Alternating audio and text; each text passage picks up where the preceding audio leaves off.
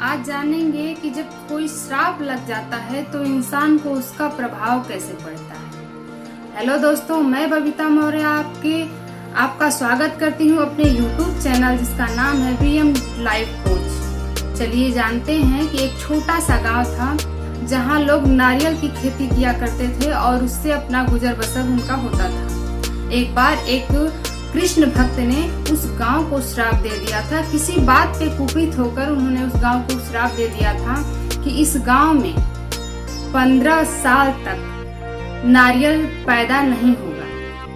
इसके वजह से कुछ समय बीतते बीतते वहां नारियल बिल्कुल पैदा नहीं होने लगा, जबकि वहां का मूल जो आय का स्रोत था वो नारियल की खेती ही था। अब इससे सभी गांव वाले परेशान हो गए, उनका अर्थव्यवस्था बिगड़ने लगा। तो उन्होंने उस कृष्ण भक्त से माफी मांगी कि जो भी गलती हमसे हुई है, अब हमको तो पता नहीं है लेकिन आप हमको माफ कर दीजिए। तो जब सारे लोगों ने ये प्रार्थना किया तो कृष्ण भक्त ने कहा, मैंने जो श्राप दिया है उसे मैं वापस तो नहीं ले सकता, लेकिन मैं एक काम बता सकता हूँ आप लोगों कि आप मेरे आराध्य कृष्ण को अगर मना लेंगे तो अगर वो बांसुरी बजा देंगे तो ये श्राप खंडित हो सकता है। ऐसा उन्होंने उपाय बताया। तो सारे गांव वालों ने मिलकर कृष्ण की खूब पूजा की, याचना की, तपस्या किया, बहुत सारे मन्नतें की। तो कृष्ण जी आए और उन्होंने पूछा भी। तो सारे गांव वालों ने उनको अपनी समस्या बताई। तो कृष्ण भक्त जो था वो बहुत ही ज्यादा उनका कृष्ण भक्त था। तो कृष्ण जी उनके श्राप को खंडित न करते हुए उन्होंने कहा, नहीं, मैं उनके श्राप को खंडित नहीं कर सकता, वो मेरे सबसे बड़े भक्त हैं। ऐसा बोलकर वो चले गए।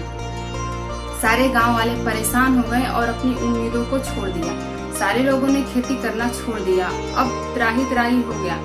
तो एक ऐसा व्यक्ति था गांव में जो डेली काम करता था, वही रूटीन उसका वही था। अपना खेत जोतता था, उसमें नारियल के पेड़ लगाता था, जो बड़े हुए हैं नारियल उस पे चढ़ता था।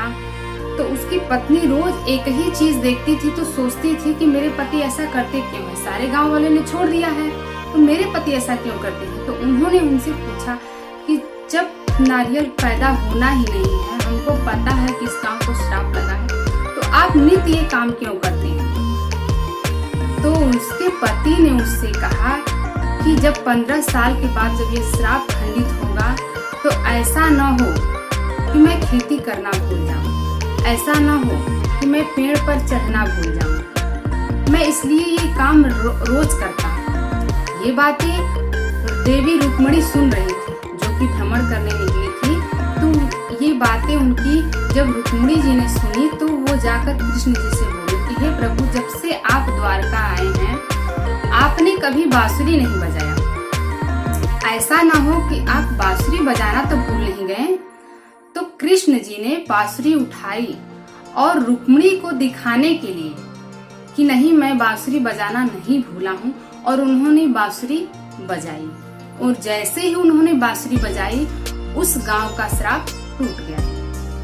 तो सारे लोगों ने तो गांव के खेती नहीं किया था तो उनके फसल जो है नहीं हुआ, लेकिन जिस एक व्यक्ति ने, सारे गांव में एक ही व्यक्ति ऐसा था जिसने अपना परिश्रम करना नहीं छोड़ा था और उसके पेड़ में कुछ ही दिनों में देखते देखते नारियल लदालद हो गए। तो कहने का मेरा तात्पर्य है कि अपने परिश्रम को करना हमें नहीं छोड़ना चाहिए। जाने कब बांसुरी बज जाए, समझाने का मेरा उद्देश्य है कि परिश्रम निरंतर करते रहिए, फल की इच्छा मत करिए, फल ईश्वर जरूर देगा।